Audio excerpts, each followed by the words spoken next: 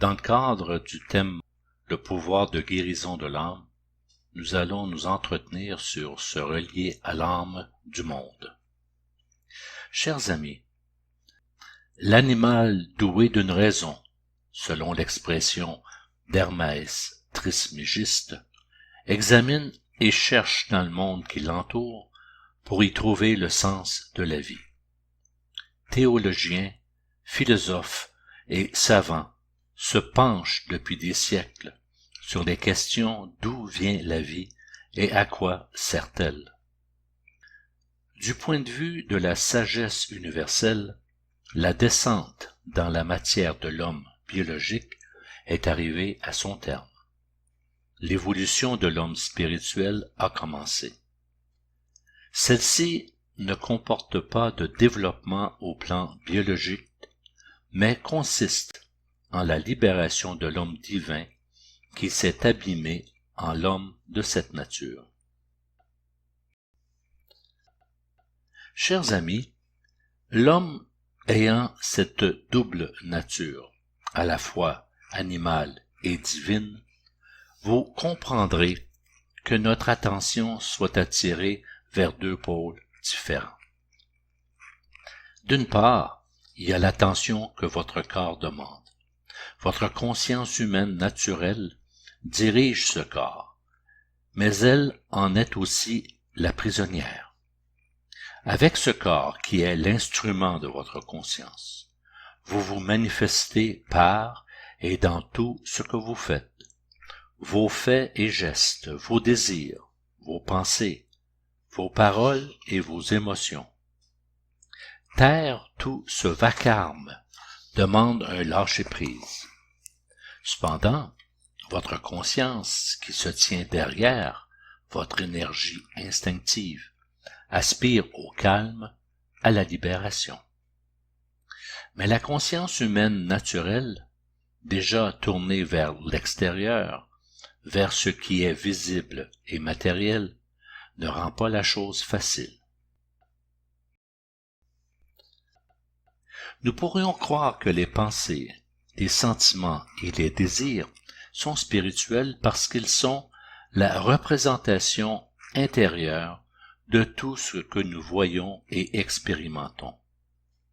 L'homme peut raisonner et juger logiquement par la pensée, mais ce que l'homme définit comme vie spirituelle est en fait très superficiel et limité. Si vous déplacez votre orientation vers l'intérieur, vous accédez au côté plus profond de votre conscience, soit la conscience de l'âme. Cette perception correspond à l'intuition, à la créativité et à l'imagination. Cette conscience apporte un éclairage nouveau sur notre monde psychique par la lumière qui émane de la rose du cœur qui s'éveille. Selon Blavatsky, dans La Voix du silence, quand on cesse d'entendre la voix de la multitude, on peut discerner l'un, le son intérieur qui tue l'extérieur. Ces voix sont dans notre tête et dans nos sens. Alors, si nous parvenons à les taire, il y aura plus de place pour que cette voix intérieure puisse parler. Nous devenons un observateur conscient de nos actes égocentriques, permettant ainsi d'atteindre un état de neutralité, d'équilibre et de paix. Donc, avant que l'âme ne puisse voir, l'harmonie intérieure doit être atteinte. L'âme ou souffle est le principe vital et spirituel qui anime le corps d'un être vivant. En tant qu'âme, l'humain est appelé à devenir une liaison, une connexion vivante entre l'esprit divin et l'homme possédant une âme. Pour Platon, l'âme définit l'homme. Sur la base de notre conscience, nous sommes invités à nous relier à l'âme du monde. Alors, Qu'est-ce que l'âme du monde? L'âme du monde ou anima mundi est une force vitale, la force christique manifestée dans l'univers, connue et soutenue par plusieurs écoles philosophiques telles le platonisme, le gnosticisme et l'hermétisme. Le gnosticisme grec considère Sophia, la sagesse, comme la mère des vivants. L'intention de Sophia est de devenir le nouvel état d'âme, la nouvelle conscience de l'âme et d'éveiller la nouvelle pensée de l'âme.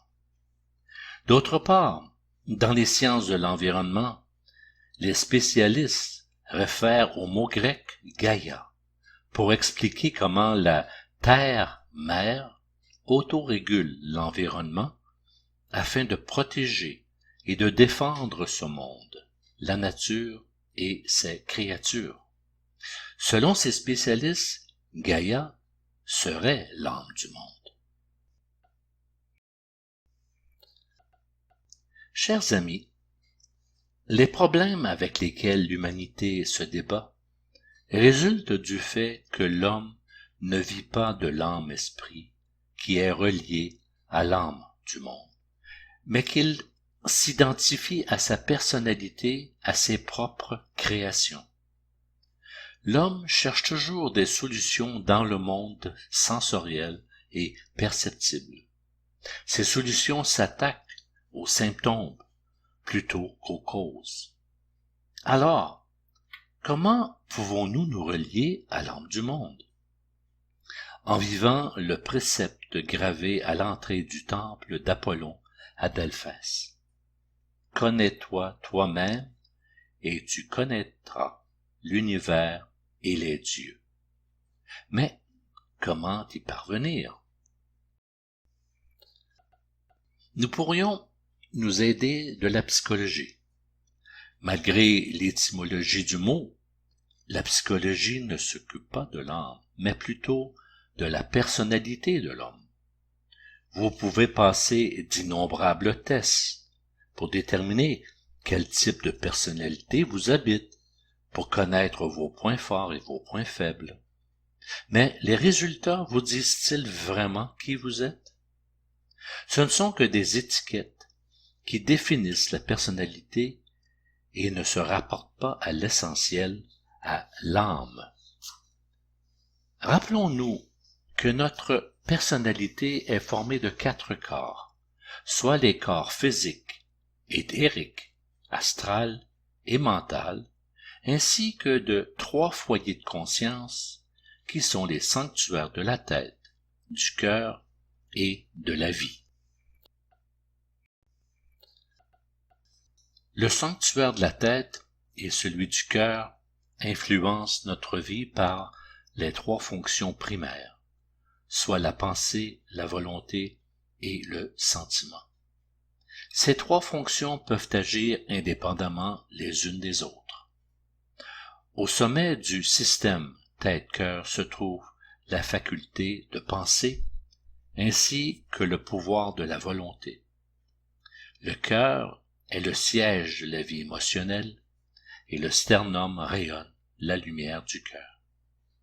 Vous noterez, chers amis, que toute action est précédée d'une idée. L'idée prend vie progressivement, elle guide nos pensées, notre volonté et nos sentiments, et à un moment donné, elle se manifeste. Saviez-vous que vous êtes ce que vous pensez? Tout notre système est alimenté spirituellement par le biais de la respiration. L'inspiration permet aux vibrations spirituelles et éthérées d'entrer dans notre système. Lorsque nous inspirons, ces vibrations se mélangent avec le sang et passent dans le sanctuaire de la tête. Le sang, imprégné de substances astrales, nourrit les cellules nerveuses du cerveau et tous les organes, de sorte que l'homme de cette nature maintient son champ de respiration dans un certain état qui est déterminé par ses désirs, orientés sur le maintien de son ego. Rappelons que notre état de conscience est déterminé par l'état de notre sang. Alors, tout changement commence dans et par le sang. Maintenant, qu'entendons-nous par âme? Les enseignements réfèrent à 3 aspects de l'âme ou état de conscience. La personnalité âme ou âme naturelle permet à l'être humain de voir ce qui est au dehors de lui, ce qui est visible et matériel. Par conséquent, tel état de vie, tel état de conscience. L'âme spirituelle s'exprime par les 5 fluides de l'âme, soit le feu astral de la conscience, le feu du serpent, la sécrétion hormonale, le fluide nerveux et le sang. L'âme-esprit enveloppe les 2 aspects d'âme précédents. Il possède le pouvoir de transformation selon le plan divin. La conscience de l'âme-esprit ne s'adresse pas à la personnalité que nous sommes, mais à l'élément de lumière, le principe spirituel que nous portons en nous. Ces termes sont familiers avec ce que nous appelons le corps, l'âme et l'esprit. En raison de la vibration élevée de l'esprit divin, un médiateur est nécessaire pour rendre possible la manifestation dans la matière.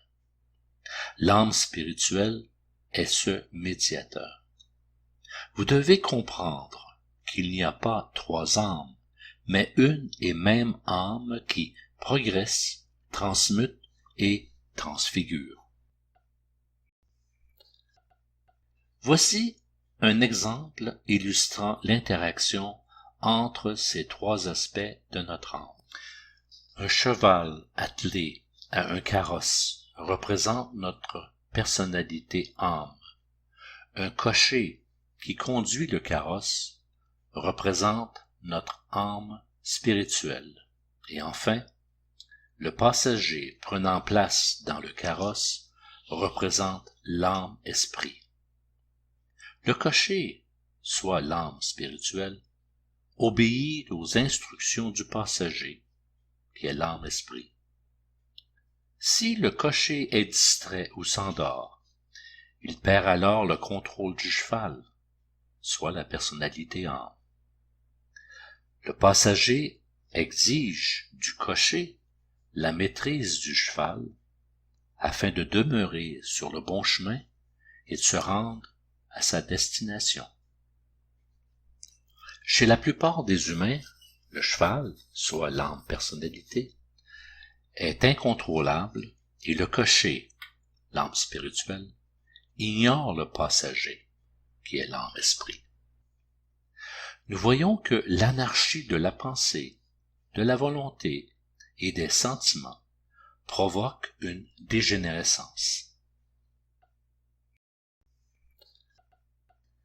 Lorsqu'une personne devient réceptive à la lumière spirituelle omniprésente et qu'elle permet aux énergies spirituelles provenant du monde de l'âme d'intégrer sa vie, l'étincelle spirituelle dans le cœur s'allume et initie le processus de purification, le nettoyage du sanctuaire du cœur, le libérant progressivement des passions terrestres. Les bases d'un renouveau sont alors posées. Ce chemin de l'accomplissement débute par la compréhension et le processus se vit consciemment en vous. Vous pourrez vérifier ceci dans vos actions quotidiennes, en observant les résultats de vos activités. Créent-ils plus d'attachement et d'entrave, ou sont-ils libérateurs? Si les résultats de vos actions créent un attachement plus grand à cet ordre de nature, c'est la source de vos désirs naturels qui opère. Si les résultats sont libérateurs, alors c'est la lumière du monde de l'âme qui vous guide et vous travaillez progressivement à la réforme de votre vie par la connaissance de soi, l'aspiration profonde et un nouveau comportement. Vous entrez alors dans une structure de vie totalement nouvelle et coopérez à la réalisation de l'âme nouvelle. L'édification de l'être originel se concrétise par l'action et se vit comme suit. Non pas ma volonté, mais que ta volonté s'accomplisse. Jacob Böhm compare la transformation spirituelle de l'homme à un revirement fondamental. La question est de savoir si l'homme moderne, en se basant sur l'éveil de l'étincelle d'esprit au centre de son microcosme, coopéra au processus de revirement, libérant ainsi la lumière originelle et permettant à celle-ci de briller à nouveau dans toute sa gloire.